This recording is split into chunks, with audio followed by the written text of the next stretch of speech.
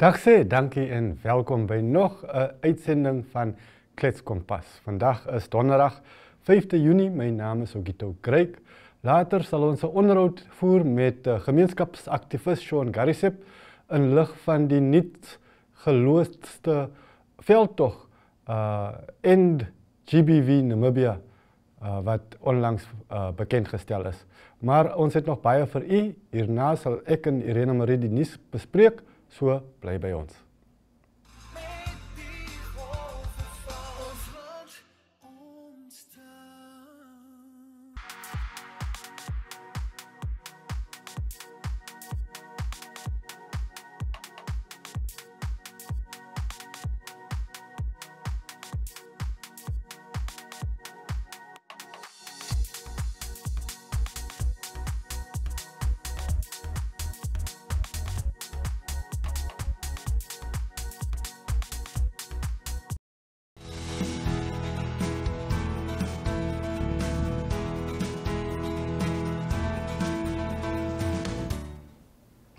Welkom terug in die ateljee met my, Irene Marie van der Walt. Hi Irene. Hallo, Ogito, hoe gaan dit? Goed, dankie, goed, dankie. Kom ons spring weg met ons hoofstorie daar in Republikein. Paspoorte, bewys van ouers se status gevra. Ai, tog Irene, ons is maar 3 miljoen. Moet ons nou regtig elke persoon so oor die mik trek? Ja, ek dink daar's twee kante van hierdie saak. Daar was, ek glo dit was verlede jaar of 'n jaar voor dit, 'n uitspraak in die Hoërhof gewees oor iemand se burgerskapstatus, juis omdat hulle ouers, hierdie vrou se ouers, glo na Namibië gekom het, nog voordat toe hulle net tydelike werkspermitte gehad het. Ja. En sy is toe nou, haar ma was reeds swanger en hulle het toe nou tydelike werkspermitte gekry en sy is toe nou in Namibië gebore tydens daai tyd. Ja. En moes toe nou burgerskap kry en al wat die ding is. En ek dink juis omdat ons so 'n klein land is, omdat ons hulpbronne reeds so beperk is, moet ons maar die rieme bietjie stywer trek. Maar dan aan die ander kant, dit is so geweldig moeilik. En nou nie vir my nie, ek het al fantastiese ervarings gehad by die hoofkantoor in Windhoek vir binnelandse sake, ek moet sê, maar ek hoor so baie riller stories oor juist daai binnelandse sake. Ek weet nie wat ek daar reg doen nie, dalk dink hulle net ek is oulik, maar daar's baie mense wat baie erge riller stories het van hoe lank hulle gewag het, hoe hulle gesukkel het om dokumentasie te kry en dan bring jy nou dokumentasie wat bewys hierdie persoon is jou ouer en dan is dit ook nou nie reg nie, dan moet jy nou 'n ander soort dokumentasie hê. So dit lyk vir my vir baie mense is dit moeilik by binnelandse sake. Maar wat my verstand te bowe gaan, kyk, as jy in Namibië gebore is, dan is jy mos 'n Namibiër. Ek het gedink dit is so eenvoudig soos dit. Maar blykbaar nie. Soos wat ek het verander dit baie keer. Daar's sekere stories wat in die volksmond bestaan en dan sal nou stories wat die amptelike storie is. Ja. Ek self is in Suid-Afrika gebore, het later omdat my pa 'n Namibiër is, het ek Namibiese burgerskap gekry, maar dit was ook 'n geweldige gesukkel. En dit het ek glo meer as 6 jaar gevat voordat ek amptelik 'n burger was en toe's ek nou al in skole, laerskool, hoërskool en toe die einde hoërskool, toe kry ek eers my burgerskap.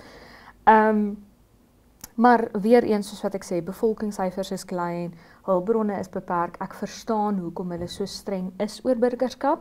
Ek wens net dat dit nie so 'n flippend gesukkel moes gewees het voordat ek daai burgerskapsertifikaat in die hand kon hê. Ja, maar dit is 'n interessante storie om te lees. Ook op ons voorblad 'n bietjie goeie nuus, of ten minste 'n pragtige foto daar van ons minister Sanet Steenkamp wat uiteindelik na haar tuisdorp gegaan het. Ek moet sê ek kan nie sê ek is nie bevooroordeel teenoor Sanet Steenkamp nie. Ek is geweldig, ek wil nie sê lief vir haar nie, dalk is daai 'n bietjie van 'n sterk woord, maar sy is iemand na aan my hart. Sy's iemand, ek dink sy straal 'n passie vir onderrig en vir onderwys uit en toe sy aangekondig is as minister, het ek ook vinnig vir haar WhatsApp gestuur en gesê ek is baie bly vir jou. En sy het nou vir die eerste keer teruggegaan Karasburg toe, vandat sy as minister aangewys is. Sy is 'n boerling van Karasburg, sy het op Karasburg groot geraak. Sy sê ook daar, dit is waar sy die eerste keer die Nama geel tee met warm melk gedrink het. Dit is waar haar boeties rugby gespeel het op die grond. Ja, en ek dink so 'n mooi storie. Sy vertel ook daar sy's 'n kind van Karasburg en sy's ook 'n kind van tweede kans. Sy verduidelik sy het haar hele familie was geweldig trots op haar toe sy universiteit toe gaan en toe sy universiteit toe gaan toe kom sy swanger terug. Maar wat 'n storie om dan nou uit dit uit te kan sê ek het iets van myself gemaak. Ja. Jy kan ook. Daar is so baie jong meisies in Namibië wat nie net op universiteitsvlak nie, maar op skoolvlak swanger raak. En om dan hierdie persoon te kan hê waarna jy kan kyk en kan sê ten spyte van dit wat met my gebeur, kan ek nog 'n sukses van myself maak. En kan ek voortbeen? Ja, en kan ek weer hierdie geweldige passie wat uit hierdie vrou uitstraal, as jy haar sien, dan weet jy dit en sy het nog altyd hoër kwalifikasies nagestreef vir onderwys om beter te kan doen vir ons onderwyssektor in Namibië. So ek kan nie moet asseblief nie dat ek ooit 'n lelike storie oor haar moet skryf nie, want ek sal dit nie kan doen nie. Ons het geen beheer daaroor.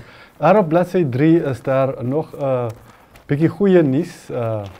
Alhoewel in Suid-Afrika die groot veebedryf daar Karan Beef onder bekkenklousier deurloop, hoef ons in Namibiese vervaardigers net kalm te bly. Ja, so dit is Karen Beef, daar's 'n uitbreking van bekkenklousier in daardie omgewing. Maar daar's aan Namibiese beesprodusente gesê dis net die een voerkraal. Dit is vir nou nog onder beheer. Wees nou maar bietjie rustig. Ten spyte van die feit dat Namibiese beesprodusente ook glo kan baat by beter beheer, maar vir nou is dit nog onder beheer. So raak bietjie rustig. Ek was so trots om daar te lees en ek haal hier aan. Ons het onlangs selfs 'n internasionale dieregesondheidkundige gekonsulteer om ons interne biosekuriteit te verseker. Hy het ons verseker Namibië het die beste veeartsenykundige diens in Afrika. Woep woep. Is goed om nou en dan goeie nuus. Dis maar een van daai dingetjies waarin Namibië uitblink. Ek meen ons weet ons ingenieurs is ook van 'n uitstekende gehalte. Ons weet met betrekking tot mynbou, veral ons mynbou-ingenieurs ook weer, is absoluut fantasties. So dis een van daai goedjies wat ons weet ons het hom. Ons weet ons het hom. Ek het ook daar op die voorblad geskryf oor die hulpkrete teen GBV, dis geslagsgebaseerde geweld, wat weer galm hier in die hoofstad. Maar omdat ons onderhoud ook daaroor sal gaan ons nie nou eers te veel daaroor praat nie. Jy kan gerus al die ander nuus ook in Republikein, in vandag se Republikein gaan lees. En bly by ons vir nog Kletskompas.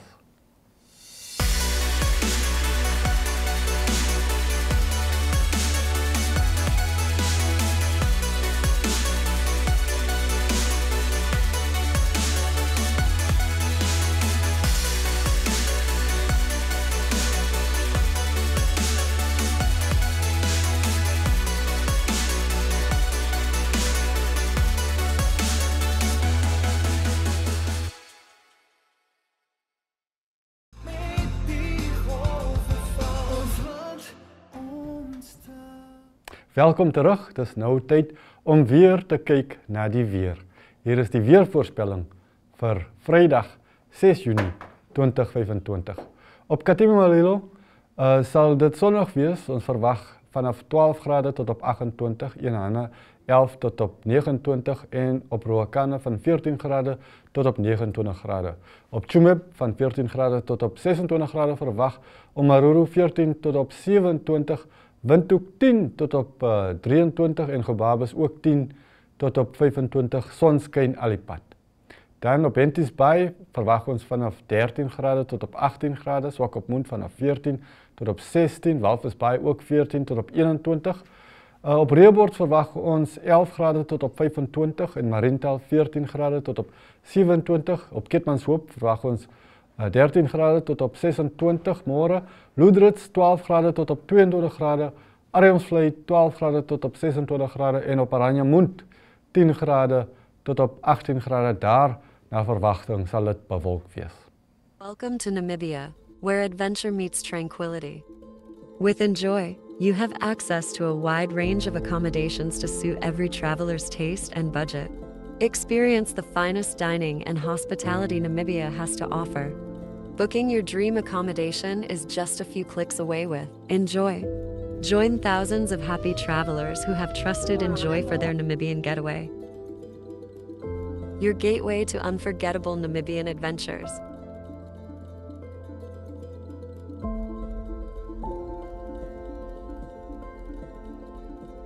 Visit us today at enjoy.my.na. Connection. It's in the human touch, the feeling of belonging. It inspires us and empowers us, creates clarity from complexity. It starts new conversations, unlocks the power of advice, and makes an impact on your life. At Alex Forbes, we pioneer insight to provide you with advice that connects your decisions of today to your impact tomorrow.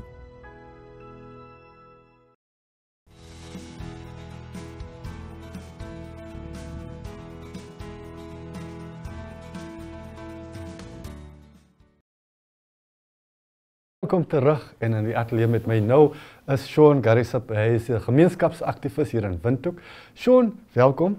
Ja, baie dankie. En gister was jy saam met 'n groep uit die nedersettings daar Havana, Akahana, Goriangap. Hulle het in protes gemars tot by die Karatura Landroshof en verby die ondersteuners van die regering se nuwe veldtog teen geslagsgebaseerde geweld. Terwyl hulle kom klaar het oor geslagsgebaseerde geweld. Vertel ons bietjie meer, wat het gebeur? Ja, gister die bijeenkomst by Karatura Hof was omdat daar hoe kan ik zeggen, die appearance van die beskuldigde was, ons was laat verstaan, dit was die 4de Junie man van laas jaar, 28 Augustus was dit wat dit uitgestel was. Ja. 28 Augustus laas jaar het die gemeenskapse mense ook 'n optog gehad waarin hulle gesê het hierdie beskuldigde moet nie borg kry nie. Ja. So dit was teen die agtergrond wat hulle gister gekies is as 'n dag. Waarvoor is hy beskuldig? Is vir verkrag. Vir verkrachting. Okay. So wat het toe gebeur? Ja, wat gebeur het is maar miskien hoe ek ingekom het is Home of Good Hope is 'n soup kitchen. Okay. So wat die mense daar doen is miskien hulle gee kos, sop en so aan 1000 kinders per dag in die area van Havana, Goriangap en Hakana. Ja. Soos jy ook daar is, ek het gesien wat ons met die voorbereidings besig was, soos die kinders na skool daar kom. Ja. So hierdie kinders, spesifiek 4 meisies het by die tannies wat daar is, kom gekla en gesê, ons word in sekere maniere behandel by die huis van mense wat ons moet trust. Ja. So, en wat hulle die opgeleid het toe, hulle dit onder die polisie se aandag gebring. Ja. Dis hoe een van hierdie sakke, die sak van gister daar was. Oh. Daar is ook 'n ander sak wat die 12de opkom, daar is volgende week donderdag. So, wat gebeur het is dat daar is 4 sakke in 'n omgewing van Goriangap wat baie klein is. So, uit die 4 sakke, al die 4 beskuldigdes is op borg. So dit was een van die redes wat gemaak het dat die mense voel, nee man, hoekom is dit dat hierdie mense borg gegee word? Ja. Ons moet daar terug gaan en ons moet gaan verstaan. Ja. En onder meer was die klagte in die klagskrif ook vir beter beligting daar in die omgewing en vir sielkundige hulp vir die slagoffers, maar ook vir meer bewusmaking van die kwessie. Dit was nou terselfdertyd gister wat die regering hulle se nuwe veldtog van stapel gestuur het, ook in ag van bewusmaking. Maar Sean, van ons hoor baie van hierdie sake, ons hoor baie van hierdie probleem. Ons voel ons word half oor die kop geslaan met hierdie bewusmaking. Is dit nog nodig vir weer bewusmaking? Weet ons nie dat die probleem bestaan nie, of wat dink jy? Ja, ek stem saam met dit saam. Volgende week Vrydag is 15de Junie. Dit is 25 jaar nadat die Combating of the Rape Act gekommens het. Basies het dit die 15de June die jaar 2000 begin. Okay. 25 jaar na dit het ons nog mense, ouers of mansmense wat 3-jarige kinders verkrag. Ja. Hulle se eie kinders. Ouerige vroumense wat klein seunkinders molesteer. Ja. 25 jaar. En na 25 jaar is ons nog besig met campaigns soms voel ons dat dit wordt gebruikt meer als een mode, als een hashtag en die type goede. Ja. Wat ons besluit het om daar te gaan, ons was baie deliberate om te zeggen, ons wil niet die ding, is iets wat baie ernstig is in die gemeenschappen. Ja. Dus hoekom in onze demands vraag ons, hoekom het die politie niet enige ding gedoen nadat ons hierdie goede onder hulle se aandag gebring het. Het hulle nie opgelet, dit is 'n gemeenskap, dit kom uit 1, 2 compacte gemeenskappe. Is dit omdat het informal settlements is. So dit is wat ons gaan gesien het. Dit moet nie 'n campaign ding is. Ons het ook die minister in kennis gestel en gesê ons het opgelet dat julle met die GBV campaign begin, maar ons vra julle of laat julle vir ons join en laat ons na dit saam UN Plaza toe gaan want ons het nooit geweet hulle sal van hulle se campaign is net nou die dag gelunch, maar die is iets wat aankom. So dit was hoe die mense gedink het op die grond. En die minister in haar toespraak, dis nou die minister van kinderwelsyn en die ministerie wat betrokke is. Sy het ook aangekondig dat daar nou specialist eenhede in die polisie in elke streek gevestig was. Is dit die ervaring van die gemeenskap dat daar aandag gegee word en hulp vanaf die polisie se kant beskikbaar is? As 'n mens kyk aan die efforts wat hierdie jare gedoen is, jy sal sien daar is nie asof hulle onbewus is van wat aangaan nie. Het is nie asof daar efforts is net, daar moet meer efforts is, nie net van die polisie se kant af, nie van verskillende stakeholders, even, dis hoekom ons een probleem met die prosecution gehad het. Daar moet efforts van onsself is, daar is gevalle waarin families, ouers stil bly, terwyl hulle hierdie goede oplet in die huis. En hierdie kinders kom soort, die enigste mense waar hulle kan praat, is hierdie tannies wat vir hulle kyk. En is hierdie mense wat hulle voel, ek is veilig om vir hierdie persoon te sê. Maar as daar police presence in hierdie gemeenskappe was, as daar mobile polisiestasies in hierdie gemeenskappe was, as iets aan 'n kind gebeur in die aand van haar oom af, sy kan hardloop na die mobile polisiestasie toe. Om van Havana of van Hakana af tot by 'n stasie te gaan wat in van Naheda of by One Economy in Katutura Centraal staan is te ver. En dit sal vir jou tyd vir 'n kind wat miskien 12 jaar en 11 jaar is. As hy slaap en môreoggend staan sy op. Onthou hierdie goede gebeur ook net nie. Hierdie goede word gedoen van mense wat die victims ken. So hier is jou oom, hier is jou pa, hier is jou broer. So baie kere die victims, veral as dit kom by klein kinders, is hulle bang om te praat. So as hulle nie, as die provisions wat die minister sê, net beskikbaar is by centers wat gerecogniseer word, soos 'n polisiestasie of by die health center. Dit is te ver. So kom ons in onze demands vra, dat die visibility in die gemeenskappe wees. Dit moet naderkom. Dit moet naderkom en die kinders moet sien en dan sal hulle veilig voel. Dis wat ons voel. En die ander minister wat ook daar gepraat het van inligting, kommunikasietechnologie, Emma Tevelis het ook genoem dat alle Namibiërs deel moet neem in hierdie veldtog. Voel jy ook so? Definitief. Ek was nou die dag genoem by die Lutherse kerk, hulle het prayer evening gehad en ek het baie dankie vir die bishop en hulle gesê daar dat die kerk van ons nodig spiritual guidance, ons nodig divine intervention vir hierdie tipe dinge.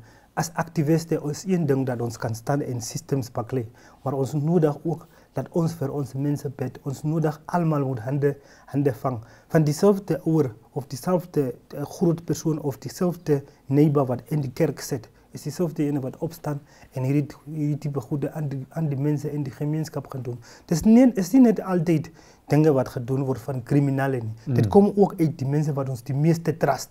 So ons nodig mekaar hande vang van die kerk af tot by die skole, tot by die gemeenskap en so aan.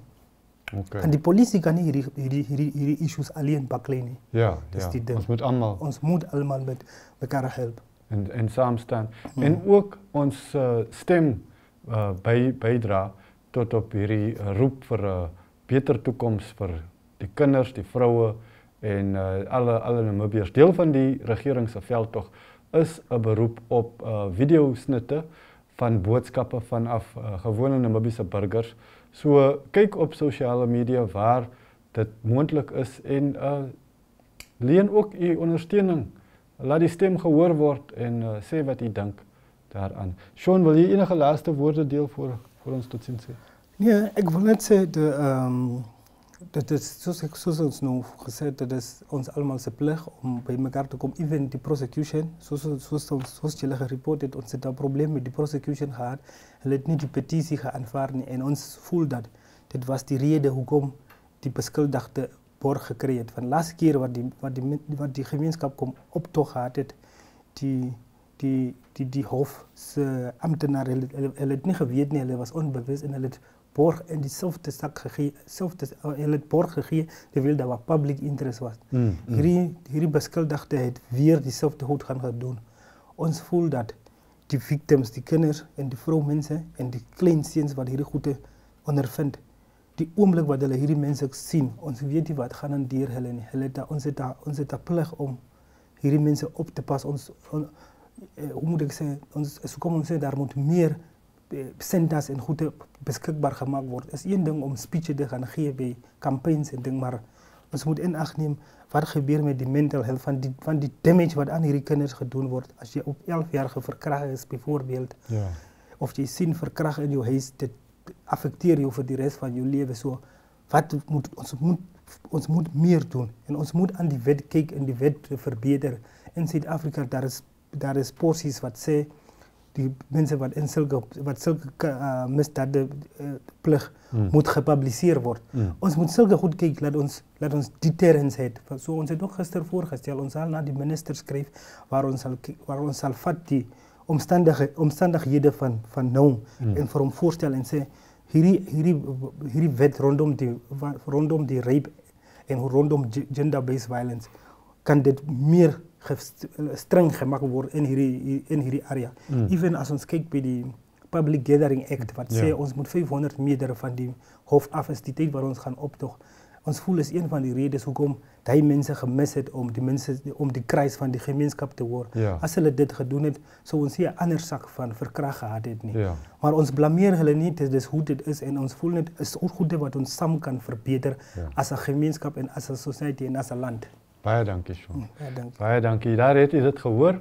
Doen asseblief u deel en bly by ons op Klets Kompas. Irango Med is a leading distributor, working in partnership with NewMed and WestMed to meet the comprehensive needs of the Namibian healthcare sector. As a partner pursuing sustainable global healthcare, we offer industry-leading medical solutions through our key focus areas, which include pharmaceuticals, orthopedics, ophthalmology, surgical devices and capital equipment, as well as a well-established scientific laboratory division.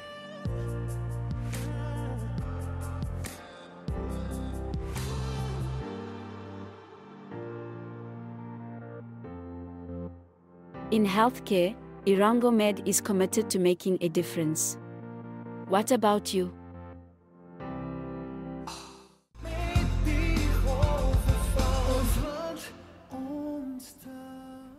En daar het julle dit, 'n bietjie van goed, 'n bietjie van erns, allerlei belangrike boodskappe soos ons om die kompas klets. En dankie dat julle by ons aangesluit het. Môre doen ons dit weer. Totsiens. Tot môre.